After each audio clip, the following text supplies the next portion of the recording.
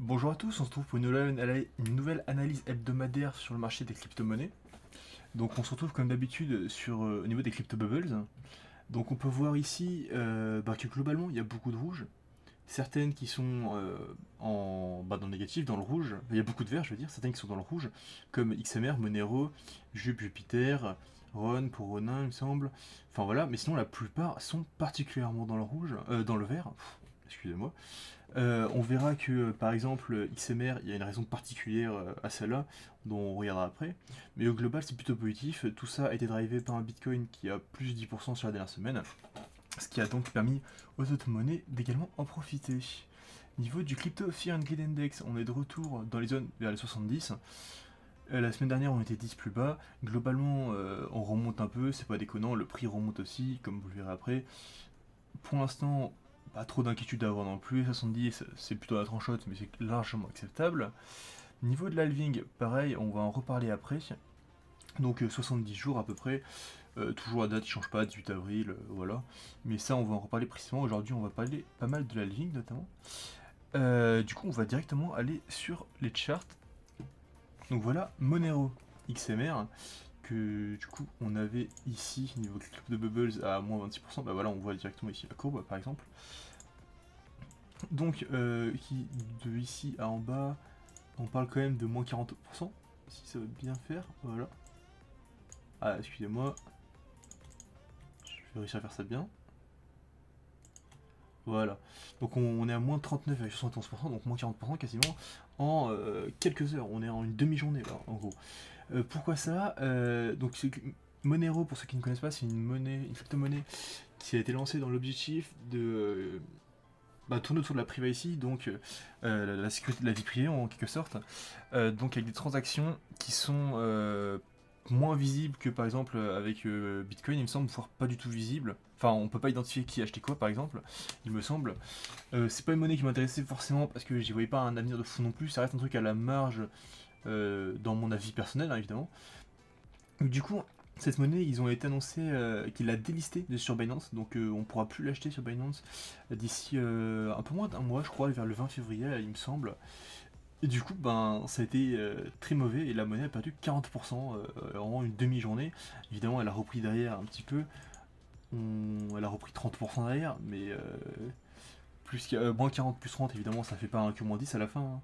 On peut voir qu'entre ici et le prix actuel, elle a quand même perdu 26%, ce qui est plus d'un quart de sa valeur, c'est quand même quelque chose, mine de rien. Voilà, donc si vous en aviez, j'imagine que vous êtes déjà au courant, sinon ça vous permet de vous tenir au courant un peu de tout ce qui se passe. On va donc directement passer sur le Bitcoin. Donc globalement, le Bitcoin qui depuis la dernière fois nous fait quelque chose d'intéressant. La dernière fois, on s'est quitté par ici, si je ne m'abuse. On était même là, par là en gros. On avait un mini range dans le range. Ça continue, après, continue d'évoluer dans le range. Entre le milieu de range et le haut de range. Ici, un pic jusque tout en haut. Retour milieu. D'ici à retour. Ici, il tente un breakout. Hop. Ici. Tente un breakout. Le prix tente de réintégrer. Il arrive à consolider au-dessus. Il arrive à fermer au-dessus. Et puis du coup, hop, il part au-dessus. On arrive ici, petite consolidation, là où là, il y a eu un moment d'hésitation en se disant est-ce qu'il va pas retomber pour intégrer. Il consolide légèrement pendant ouais, 2-3 heures. Il continue à la hausse. Ok, intéressant. Là, deuxième zone, et après, de consolidation. Et après, régulièrement, enfin, de techniquement en troisième sur considère celle-là. Et du coup, après, il fait des consolidations et à chaque fois, il arrive à continuer sa hausse. Très positif. On voit que donc là, il est au milieu de l'imbalance. Il est venu combler l'imbalance ici. Il y a eu un moment d'hésitation après avoir comblé cette imbalance. Avec un retour ici, une consolidation pendant plusieurs heures. Et après, il a cassé vraiment fortement. Et là, depuis, il continue de monter. Il monte assez rapidement. Donc, déjà, on peut supprimer cette imbalance et cette zone de stop, vu que ça a été chassé. En bas, il reste toujours ça. Évidemment, tout ça, ça laisse du coup des zones de stop derrière lui. Ce range, en toute honnêteté, là, je pense qu'on l'a quitté de manière relativement définitive. Je pense que ce range, il sera plus vraiment valable. Je vais quand même le laisser là parce que voilà, mais je pense qu'on ne réintégrera plus ce range maintenant. Ce qui ne veut pas dire qu'on ne redescendra pas à ce niveau-là, voire plus bas, attention, évidemment. Du coup, ici, si on va passer par exemple en 8 heures, voilà, assez intéressant, on peut voir que globalement, il y a des zones deep balance, par exemple ici. ça va bien. Il y a des zones d'imbalance par exemple ici. On a également ici qui fait une assez grosse belle zone. Donc voilà, c'est attention, le prix monte rapidement. Quand le prix monte rapidement, c'est-à-dire que derrière, il peut corriger aussi rapidement. Hein, rien n'est sûr évidemment, mais c'est largement possible et il faudrait pas s'étonner. Niveau des zones de stop qu'il faudrait protéger, on aurait ici, très nettement. Euh, Après, on aurait potentiellement un peu ici, moins déjà. Et après, on aurait peut-être des zones comme ici, par exemple, voire ici, mais qui sont beaucoup moins. Et pour pas surcharger le graphique, je ne vais pas les y mettre. Donc globalement, les premières zones seraient ici. Et on pourrait par exemple imaginer, si le prix veut retourner, qu'il retourne, qu'il vienne chasser doucement Steam Balance, il chasse juste cette zone de prix et puis il continue, c'est ensuite ça hausse. Ça resterait relativement boule quand même au global. Hein. Vous voyez que si on fait ça, au global sur le graphique, ça reste largement ok. Donc ces zones-là, en bas avec l'imbalance, les stops, ça veut pas dire qu'on les jette et qu'elles sont plus bonnes, évidemment, juste que pour l'instant c'est plus d'actualité. À long terme, il faut quand même s'en méfier, hein. Le prix peut revenir dans des zones comme ici. On n'en sait rien, seul l'avenir nous le dira. Si on regarde au niveau plus haut, ce qu'il y a, alors, vous voyez qu'ici, pas vraiment laisser d'imbalance parce qu'on avait directement chassé. On a les zones de stop là-haut, mais globalement, c'est un peu la prochaine cible. Là, le prix est assez libre jusqu'à cette zone-là. Je pense qu'il va rapidement aller les atteindre. Aujourd'hui, je sais pas, peut-être pas. Après, on pourrait très bien imaginer par exemple un week-end, parce que du coup on est vendredi après-midi là, un week-end de consolidation dans les zones de prix actuelles, pour qu'ensuite ils puissent la semaine prochaine partir et venir casser donc ici la zone de stop avec les 49 000, parce que après ça dépendra, mais sur Binance par exemple il n'avait pas cassé les 49 000, et ensuite dans la foulée les 50 000 qui sont ici. On le rappelle, je vais le déplacer juste. Ok, ça veut pas. Coordonnées 200. Voilà. Globalement, c'est après du coup les 49 000 puis les 50 000.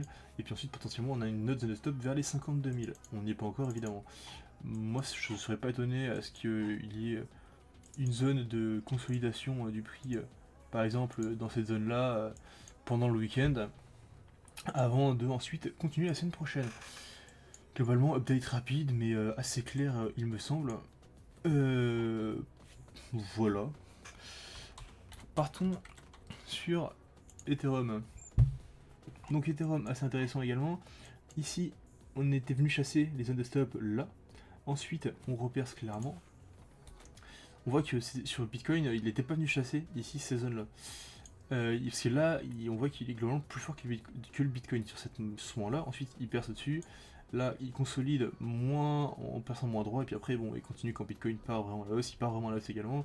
On a chassé cette zone-là également. Du coup, maintenant, les prochaines, c'est ici. C'est ce carré rouge qui correspond à plusieurs zones de stop assez faibles, mais tout ensemble, ça fait quand même une certaine zone. Puis ensuite, cette zone ici. Et après, bah, ça sera un peu gratuit jusqu'au 2700, qui nous ferait du coup un nouveau plus haut de cette année, depuis longtemps, quoi. Donc, le premier objectif, c'est la boîte rouge. Puis, puis cette zone de stop. Et pareil, je serais pas étonné à ce qu'il y ait une consolidation par exemple au niveau de la boîte rouge ou juste en dessous pendant le week-end, et qu'après on vienne exploser tout ça la semaine prochaine. Évidemment, c'est pas sûr, le marché peut également se retourner, que ce soit sur Bitcoin ou sur Ethereum.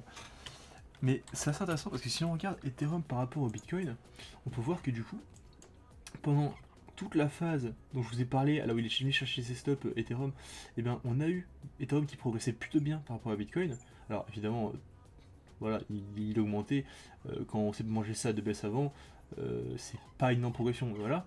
Et là, sur les derniers moments, donc sur les 2 derniers jours, on va dire, en gros à peu près, là où Bitcoin a vraiment explosé et bien progressé, et bah Ethereum il a mangé, et globalement là on est sur une baisse de ouais, quasiment 5% d'Ethereum par rapport au Bitcoin, donc bah, il n'arrive pas à suivre la cadence. Bitcoin monte entre parenthèses trop vite. Voilà ce qu'il en est pour Ethereum Bitcoin. Donc là, on voit que on est venu chasser un nouveau plus bas sur Ethereum par rapport à Bitcoin. Et évidemment, euh, bah pour l'instant, on ne sait pas trop ce qui va en être. Et là, ben, il a le peur de se retourner. Donc, tant qu'il ne fait pas de signes clairs pour se retourner, on peut continuer d'aller chez de nouveau plus bas comme ça. Moi, ce que je veux, c'est attendre, voir qu'il se retourne comme ça, et puis potentiellement repartir. Là, dans les zones, globalement, les zones qui peuvent être intéressantes, ici, on a une assez grosse imbalance. Je vais vous le mettre comme ça. Là, par exemple, on a une assez grosse imbalance qui peut être intéressante. Sinon, après, des zones de stop vers ici, par exemple, aussi. Et sinon, après, au milieu, c'est quelques zones de stop, mais ça reste assez faiblard. Voilà les objectifs. On pourrait très bien imaginer un retournement par exemple au niveau de ces zones de stop chassées, puis ça se retourne, et dans quel cas on n'irait pas dans cette imbalance largement possible. Ce serait pas déconnant. Après pour l'instant aucun signe de retournement, à voir ce que ça devient. Évidemment Bitcoin qui remonte, bah ça veut dire que les alts aussi. Voilà les alts qui reprennent de la valeur, ça fait plaisir à voir. Le total 3 qui reprend 5%. Globalement, je vais passer en daily parce que là ça rien d'être en horaire. Donc on est toujours ce range depuis longtemps. On sort de ce range, on rebondit dessus, hop, tentative de réintégration, ça ressort au-dessus, on rebondit dessus, là on est bien au-dessus. Et donc là le prix a stagné pendant pas mal de temps quand même. Là on parle du 27 janvier jusqu'au 7 février quand même. Et puis là, pof, il est parti. Il tente une percée, premier objectif évidemment ici, nouveau petit plus haut. Et après à voir ce que ça donne. Là, il est plutôt tranquille, il a l'air d'être une belle hausse, il peut continuer de monter, à voir ce que ça donne. Encore une fois, le range là, ben, il y a moyen que ça qu'on ait quitté le range de manière définitive, je vais quand même l'étendre au cas où on sait jamais. Une réintégration est encore largement possible. Mais voilà ce qu'il en est au niveau du total 3. On va regarder donc maintenant, je vais vous parler au niveau de l'halving. Je voulais parler avec vous, de l'halving du Bitcoin, à quoi ça correspond, quelles sont les conséquences et ainsi de suite.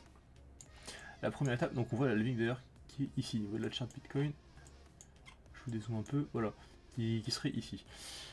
Prenons une charte, on va prendre BTC, USDT x4 divisé par 4 par exemple. Voilà, très bien. Et on va aller au-dessus. Du coup, on est sur une blockchain. Une blockchain, qu'est-ce que ça veut dire? C'est que globalement, excusez-moi, j'ai fait ça, ah j'ai mal fait ça. Globalement, on a des blocs. On a des blocs. Hop. Je vais faire. Dans tous ces blocs, à chaque fois, il y a des données qui sont inscrites. Donc des données qui sont par exemple des transactions, les quantités de crypto que possède telle wallet, et ainsi de suite. Et donc, vous, quand vous allez passer une transaction, vous allez par exemple, vous avez 2 BTC que vous voulez envoyer à quelqu'un, vous allez passer l'ordre, et cet ordre va être rentré, va demander à rentrer dans un bloc. Pour cela, il va falloir que le bloc, donc on va le mettre dans le bloc avec plein de transactions, et ce bloc il faut qu'il soit validé. Donc pour cela, il y a des personnes qui font des calculs avec, alors je vais pas rentrer dans le trop compliqué non plus, mais des personnes qui font des calculs avec des appareils faits pour, et qui ensuite vont valider le bloc. Il y en a un qui va réussir à valider le bloc. Ok, on valide le bloc. Donc la transaction passe. Vos bitcoins arrivent à la personne à qui vous avez voulu les envoyer. Ok, et on passe du coup au bloc suivant.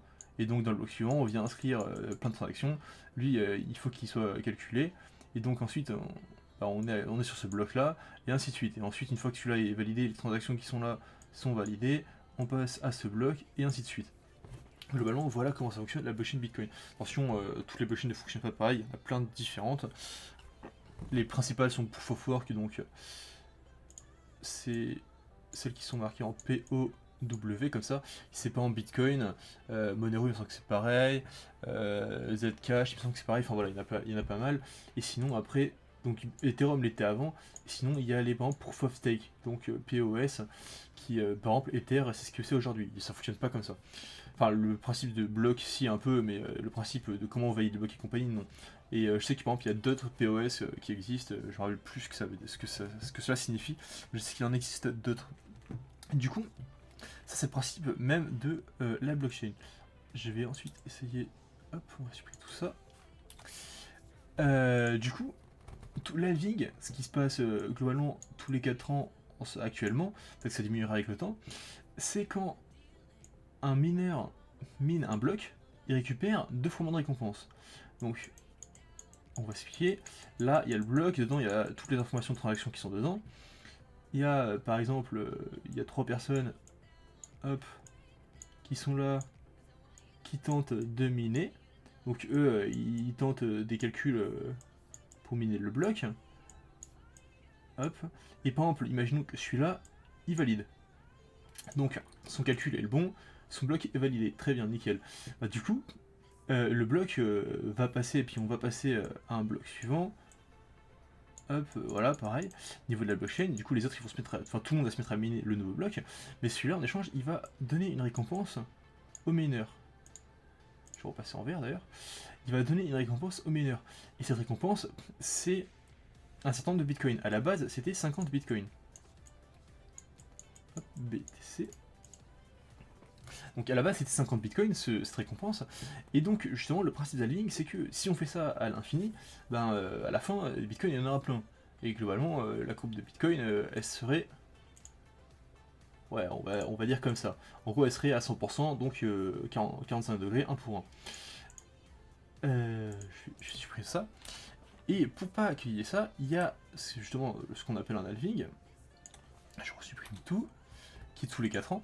Et en fait, sur une frise chronologique, donc au début c'était 50 bitcoins. Voilà, bon, 50 il est pas propre. Je vais essayer de faire un 5 propre. Voilà. 50. Ensuite, premier halving, c'était divisé par 2. Du coup, on passe à 25. Deuxième halving, ça a été divisé par 2 encore. On passe à 12,5.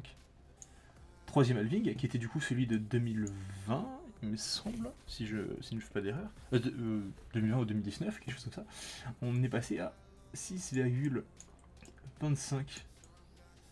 Et du coup, celui actuellement, qui devrait arriver d'ici un peu plus de 2 mois, on passera à 3,125, il me semble. Je vais quand même juste vérifier.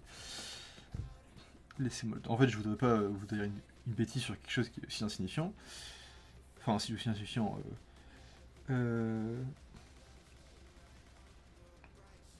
C'est bien ça. Donc on passe bien. Donc voilà. En fait, je me rappelais plus si on était sur celui-là ou si on était sur le passage à 6,25. Et du coup, on est bien sur le passage à 3,125. Et donc, ce qui signifie que à chaque fois qu'un mineur mine un bloc, il récupère 3,125 bitcoins. Ce qui fait qu'en fait, globalement, le prix, le prix de minage d'un bitcoin théoriquement double du coup. Et en fait, vu que c'est ça, globalement, ça va tourner à l'infini comme ça, en mode on divise et ainsi de suite. Et ce qui fait qu'au final, la courbe de récompense au début était comme ça, et puis avec le temps, elle s'estompe comme ça, jusqu'à devenir un endroit où elle monte quasiment plus. Et en fait, et à la fin, justement, on arrivera sur des sommes jusqu'à en fait un Satoshi, mais après là, c'est des détails qui sont trop petits, mais globalement, c'est ça qui fait qu'au final, on restera sur les 21 millions de bitcoins maximum, et on sera même un peu moins en tout. D'ailleurs, par rapport à ça, si ça vous intéresse, il y a une très bonne vidéo d'Asher sur ça, je vous la mettrai dans la description. Si j'y pense, je vais me le noter comme ça, je vais y penser.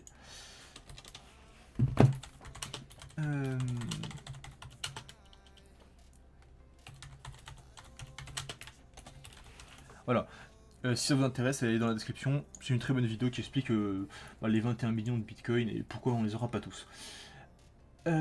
Donc globalement, quelle incidence ça a cela sur vous directement, a priori si vous êtes là à regarder cette vidéo, ça n'a pas une réelle incidence. C'est une incidence sur les personnes qui minent du bitcoin. Parce que celles qui minent du bitcoin, avant elles obtenaient, aujourd'hui elles obtiennent à chaque fois 6,25 pour une certaine puissance de minage, on va dire, et demain, dans 2 mois, elles obtiendront 3,125. Donc en fait, elles vont récupérer leur récompense, enfin 2 fois moins de récompenses elles vont récupérer, elles seront divisées par 2. Ce qui fait que le prix de production, ce qu'on appelle le prix de production du bitcoin, en fait, globalement, va être divisé par 2. Alors, je vais vous montrer ça. BTC USDT. On revient sur celui-là. Voilà. Si je fais ça, est-ce que je peux quand même faire ça? Très bien, nickel. Du coup, là, j'ai ajouté un indicateur sur TradingView qui s'appelle Bitcoin Production Cost. Voilà. Capriol Investment. C'est cette petite barre rouge. Donc cette barre rouge, on peut la configurer. Là, j'ai mis 5 centimes du kilowattheure, ce qui est les prix. Ça vous paraît très faible évidemment par rapport à quand vous payez votre facture, mais c'est les prix à peu près de minage des fermes professionnelles. Donc les fermes de minage, globalement, ce sont des endroits où, dans des grands entrepôts, ils mettent plein de machines qui minent du bitcoin et qui sont optimisées pour miner du bitcoin. Par exemple, c'est des machines comme ça. Par exemple, donc Bitmain, c'est le leader du marché. Ça, c'est leur dernière machine. Enfin, dernière, je sais pas si c'est pile le dernier modèle, mais en gros, voilà. Donc, ces machines comme ça, on les branche et puis ça mine. Vous voyez que ça consomme ça 3,5 kW. Donc, c'est quand même d'assez grosses machines. Je reviens sur le reste, et globalement, c'est des entrepôts qui sont remplis de ça, et qui sont, donc, pas en France, hein. Enfin, il me semble qu'il y en a certaines en France, des petites, mais les vraies grosses, ça va être dans des pays, il y en avait en Chine fut un temps, il me semble qu'il y a des pays comme Kazakhstan, il y en a quelques-unes aux USA, il me semble. Enfin, voilà, c'est dans des pays comme ça, avec des contrats professionnels, qui leur permettent d'avoir de l'énergie pas très chère. Donc, le prix classique, c'est à peu près 5 centimes de kilowattheure, il me semble. Et du coup, ça correspond à, ici, c'est le Bitcoin Production Cost. Du coup, ça veut dire que eux, pour miner un Bitcoin, voilà ce que ça leur coûte. Donc, un Bitcoin leur coûte, par exemple, actuellement, quasiment 30 000 dollars. Ce qui veut dire que aujourd'hui, ils peuvent donc ils minent un bitcoin, évidemment ils en minent pas un, ils minent par 3,125, par 6,25, mais on va faire le ratio. Ils minent un bitcoin à chaque fois. Pour miner un bitcoin, ça leur coûte 30 000 dollars d'énergie. Enfin, non, pas d'énergie, ça leur coûte 30 000 dollars au global, parce qu'il n'y a pas que l'énergie qui compte là-dedans, ça leur coûte 30 000 dollars au global, et donc ils peuvent le vendre aujourd'hui à 47 000. Donc, c'est-à-dire qu'à chaque fois qu'ils minent un bitcoin, ils font 17 000 dollars de profit, ou alors, ils sont pas obligés de vendre le bitcoin en entier. Par exemple, ils peuvent vendre que la moitié, que 2 tiers du bitcoin. Par exemple, à chaque fois qu'ils minent 3 bitcoins, ils en revendent qu'un. Donc vu que c'est 6,25, on peut imaginer que tous les blocs qu'ils arrivent à miner, ils revendent 2 bitcoins, ce qui leur permet... non, ils gardent 2 bitcoins, donc ils revendent 4 bitcoins, ce qui leur permet du coup de payer tous leurs frais, et ensuite eux ils gardent 2 bitcoins dans leur trésorerie, ce qui fait que s'ils veulent spéculer à long terme, ils pensent que bitcoin va monter plus haut, je sais rien moi, 70, 100 000 dollars, et ben en fait ils auront gardé ces bitcoins qu'ils pourront vendre plus haut. Ou alors sinon ils peuvent juste dire qu'ils vendent tout sur le moment, et à chaque fois pour chaque bitcoin miné, ils se font 17 000 dollars de profit. Ça peut sembler beaucoup comme ça, mais voilà, ce sont des grosses structures qui investissent beaucoup d'argent pour ça évidemment. Et globalement, voilà le principe de minage. Comment ça fonctionne? C'est par rapport aux blocs, il faut miner les blocs, il faut faire des calculs pour ça, et la difficulté de ces blocs est déterminée par le réseau. Plus il y a de personnes qui minent, plus c'est difficile de miner des blocs, et globalement c'est ça qui va globalement exprimer à quel point est-ce que avec une machine d'une telle puissance de hachage, on appelle ça du hachage, va réussir à miner un bloc facilement. C'est la difficulté de réseau. Ça c'est ce qu'on voyait justement ici. Donc en noir en fond c'est le prix du Bitcoin. Donc là j'ai mis à très long terme, depuis toujours quoi. On a en noir, donc là par exemple l'ATH de 2018-2017 avec un halving. Ensuite on a vu l'halving et avec le nouvel ATH de 2020-2021. Et donc là on se retrouve ici. Et on voit qu'en bleu, c'est du coup la difficulté du réseau, la difficulté de minage du réseau, le hash rate. Et on voit qu'en fait, lui, contrairement au prix du Bitcoin, il fait que monter. Là, il y avait une chute assez violente, sinon il fait que monter. De temps en temps, il y a des chutes, mais il augmente. Et c'est vraiment très impressionnant. Par exemple, la dernière fois, donc là, on est à 48 000 dollars en gros. Ah, il est pas à jour, il est toujours à 42 ici. La dernière fois qu'on était à 42, la première fois qu'on arrive à 42, je veux dire, on était ici. Donc, on avait un hash rate à 160 millions. Aujourd'hui, on a un hash rate à 550 millions. Voilà. Donc ça veut dire qu'aujourd'hui, pour miner un bitcoin, c'est globalement, on va dire, à peu près 3,5 fois plus compliqué qu'à l'époque. Sauf que bitcoin, c'est le même prix. Ça veut dire qu'à l'époque, c'était 3,5 fois plus rentable. Ici, on regarde. On était par là. Voilà, miner un bitcoin, c'était... Ok, non. Ça coûtait... Non, parce que c'est vrai qu'il n'y a pas que la difficulté de minage. Bref, autant pour moi. Non, sur les derniers mois, j'ai dit un peu n'importe quoi. Mais voilà, on était à 15 000 dollars après pour miner un bitcoin, ce qui faisait qu'on faisait beaucoup plus de profit. En fait, c'est vrai qu'il y a le prix de l'électricité qui compte, il y a la capacité des machines à miner, parce qu'aujourd'hui, on a des machines qui sont plus performantes qu'ici. Donc aujourd'hui, la difficulté de minage augmente, mais les machines sont plus performantes également. Donc il y a ça qui rentre en jeu, évidemment. Mais du coup, un halving, qu'est-ce que ça fait? Ça fait que globalement, ça double la difficulté de minage d'un coup. Parce que pour un même minage, on a deux fois moins. Et donc, globalement, là, ce petit truc qui est là. Ah oui, c'est vrai que ça fait ça. Admettons, ce petit truc, le prix de production, admettons qu'il ne bouge pas trop là. Bah, au moment de la ligne, directement, hop, il va doubler. Donc 29, en réalité, il est un peu moins que ça si on compte que l'électricité. Mais bref, en gros, il va à peu près doubler, ce qui fait qu'on se retrouvait en gros entre les 50-60 000. Et donc on a ça qui se retrouverait par exemple ici. Et donc ce que ça veut dire, c'est qu'ici on serait en dessous du prix de production. Donc pour les fermes de minage, ça serait pas rentable de miner. Et en fait, c'est ce qui fait que. Bon, en réalité, quand il y a ça, ça se régule tout seul. Quand c'est plus rentable, il y en a qui ne peuvent plus miner parce qu'ils peuvent pas miner à perte. Il y en a qui ont des fonds, donc ils peuvent miner et dire qu'ils gardent et qu'ils vendront plus tard. Il y en a qui ne peuvent pas. Donc il y a moins de gens qui minent, qui se mettent à miner. Et donc on se retrouve dans des moments où ça baisse, des phases comme ça, quand ça devient trop compliqué. Donc les gens, par exemple là, quand il y a eu la capitalisation, que le prix était tombé à 16 000, bah, les gens ont arrêté de miner parce qu'ils ne pouvaient plus, ils n'avaient plus les moyens certains. Et du coup, c'est ce qui fait qu'on a des creux. Et au long terme, au global, ça monte quand même. Mais du coup, on va se retrouver avec un prix de production par ici, et ce qui fait qu'au global, bah, c'est un peu le prix de production, c'est un peu la valeur intrinsèque de Bitcoin. On pourrait, certains estiment, certains ne sont pas d'accord. Par exemple, avec l'or, on a le prix de production. Je n'ai aucune idée du prix de production de l'or d'ailleurs, mais le prix de production qui va rentrer, qui va considérer le salaire des personnes des mineurs, les investissements dans les machines, la recherche des machines, tout ça, il y a un certain prix de production, et en fait c'est ça qui fait que l'or, dans tous les cas, restera quand même à ce prix-là, et ne passera pas en dessous. Et en fait, plus le Bitcoin avance, plus cet adage a de chances d'être vrai sur le Bitcoin également. C'est-à-dire qu'il ne passera pas en dessous du prix de production, parce que c'est comme ça que ça fonctionne. Et donc c'est pour ça qu'on pourrait imaginer un prix qui irait chercher au-dessus du prix de production avant l'halving. Donc entre 50, 60, voire un peu plus, 60 000 avant l'halving potentiellement, histoire que ce soit bon. Ou sinon ça va rectifier fort au moment de l'halving. Voilà globalement les conséquences. Et en fait c'est là où on voit que les conséquences sont jamais pile à l'halving et sont souvent après, dans les mois qui viennent.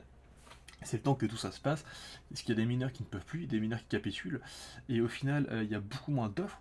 Parce qu'actuellement, tous les jours, il y a X Bitcoin qui arrive sur le marché par le minage. À partir de la halving, il y en aura 2 fois moins. Donc si on a toujours autant de personnes qui veulent acheter, mais qu'il y a 2 fois moins de Bitcoin qui sont proposés, de nouveaux Bitcoins, je parle évidemment, bah en fait, le prix monte, forcément. Et du coup, c'est des choses comme ça qui font qu'au global, le prix monte à moyen terme après l'halving. C'est pour ça que ça ne monte pas directement à l'halving, c'est une conséquence entre parenthèses de semi-long terme, c'est un long terme de quelques mois évidemment. Et après, c'est le Bitcoin entraîne toutes les autres crypto-monnaies parce que les crypto-monnaies sont aujourd'hui corrélées au Bitcoin. Sur la fin, c'était un peu moins clair, j'espère que vous avez quand même compris. Dans l'idée, c'est de vous expliquer ce qu'est la halving du Bitcoin, en quoi ça consiste, et quelles sont les compétences, quelles sont les conséquences, comment fonctionnent les conséquences, et globalement, histoire que vous compreniez un peu mieux le marché dans lequel vous évoluez. J'espère que vous avez compris. N'hésitez pas à me le dire si vous n'avez pas compris, s'il y a des choses qu'il faut que je réexplique. On voit que là, il y a une correction d'un coup de quelques pourcents, 1%, ça va, c'est assez faible. N'hésitez pas à me le faire savoir en commentaire. Évidemment, lâchez un like, vous abonner, tout ça, pour pouvoir suivre les prochaines analyses. Et puis, je vais poster une nouvelle vidéo sur les plateformes bientôt, quelles plateformes utiliser. Donc pareil, ça peut vous intéresser. Et globalement voilà, n'hésitez pas à suivre et à partager. Sur ce, je vous souhaite une bonne semaine, à la prochaine.